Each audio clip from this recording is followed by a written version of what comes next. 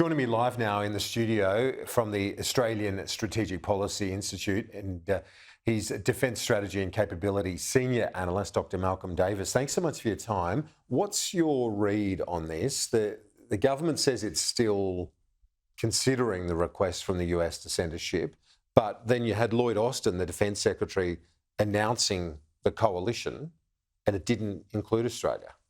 Look, I think if Australia was going to send a ship, it would have announced it by now. I think that they are preparing the ground for a formal announcement that we will not be sending a ship, and that instead we will be sending personnel to a maritime headquarters, joint maritime headquarters in Bahrain. Is that good enough, in your view? Not in my view, no. The very significant fact that the Chinese this afternoon have applauded Australia's decision not to send a ship should tell us an awful lot in terms of having made a wrong choice here. So what was the Chinese message? Oh, the Chinese were saying that essentially Australia should continue to forge an independent path away from the United States. The very fact that we haven't supported the US in the UN General Assembly resolution, and now this, I think Beijing is trying to opportunistically exploit that against us to try and weaken trust between Washington, DC and Canberra. Isn't the irony of that, though, isn't that the Prime Minister's argument or the government's argument that we are prioritising our region, the Indo-Pacific, with our defence assets, and that would be in large part because of China? Yes, but the reality when we're talking about protecting sea lanes of communication, trade routes, is that even if we protect those trade routes within the Indo-Pacific, if they're cut elsewhere, the effect is still the same. The trade stops.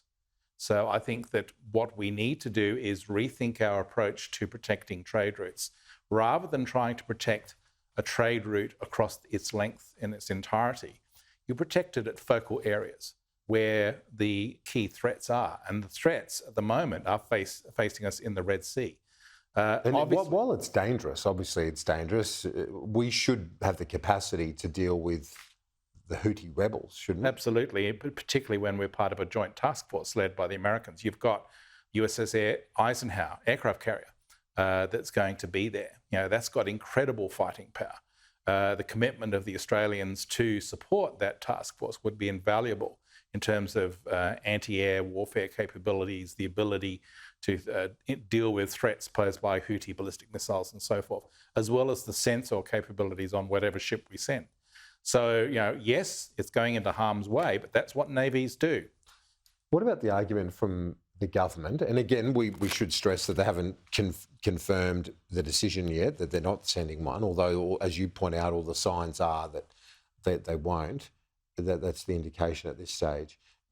What do you say to the suggestion that the request that was made was from a low-level official? This wasn't, say, Joe Biden phoning Anthony Albanese or Lloyd Austin phoning Richard Marles and saying, please send a frigate? Look, I don't think we can use that as an excuse. Australia has made it clear in its Defence Strategic Review that one of our key tasks is to protect maritime trade and ensure safety of sea lanes of communication. Safety of sea lanes of communication and maritime trade are being directly threatened at the Red Sea, okay? So irrespective of the fact that that lies outside of Australia's area of primary military interest, as defined in the Defence Strategic Review, I think we have an obligation and an interest to defend maritime trade and ensure freedom of navigation on sea lanes of communication. And that includes the Red Sea, where they're being threatened. And I don't think saying... He's sending diplomats or, personnel, military personnel, to be land-based as part of this Operation Prosperity Guardian, as it's called. It's a step, but it's not sufficient. Would that be welcomed by the US? It'd be welcomed, but I don't see it as being sufficient.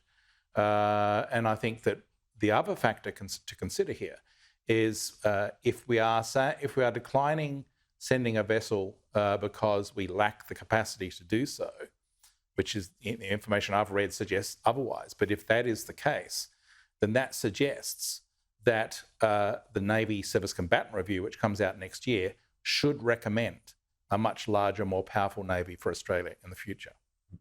Where you can walk and chew gum, basically. Exactly. We can take on multiple missions at the same time. When you've got the Prime Minister's comments. If we just shift to what he said at the Lowy Institute last night, he is reiterating his call for and his support, his government support. Australia has long argued for a two-state solution in the Middle East. It seems like it's almost impossible to fathom how they get there right now, given this conflict rages on, Malcolm.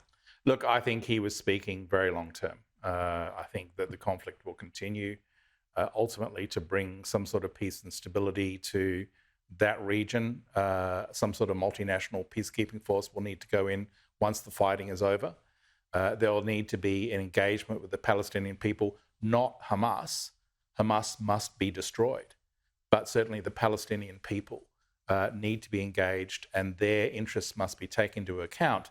And the ultimate end state is some sort of two-state solution that brings about peace and stability to the entire Israeli-Palestinian relationship. And what's your read on the government supporting a ceasefire? In fact, supporting that resolution, calling for a ceasefire at the United Nations, at the same time as saying that Hamas will have no role in the governance of Gaza into the future. So essentially supporting the wiping out of the terrorist group, but at the same time wanting a ceasefire. Well, I think that are they mutually exclusive, the two things? I think that's motivated by the horrendous humanitarian and civilian cost of the war in Gaza at the moment. And certainly I do think the Israelis do need to find a way to transition to a more precise ground-focused approach to operations rather than use of bombing and artillery, which is causing needless civilian casualties. But at the same time, they can't have a ceasefire that leaves Hamas intact, because if that happens, then October the 7th will happen again and again and again. And despite the artillery attacks on Gaza, Hamas is still firing rockets. Exactly. They're still able to fire rockets at Israel right now. Yep. So the Israelis do need to continue the war. They need to do so in a way that is more precise and less indiscriminate. But at the end of the day, Hamas needs to be utterly destroyed, and there needs to be a basis then for some sort of long-term peace based around a two-state solution. Dr. Malcolm Davis from ASPI, thanks for your time and your insights as always. Appreciate it. Thank you.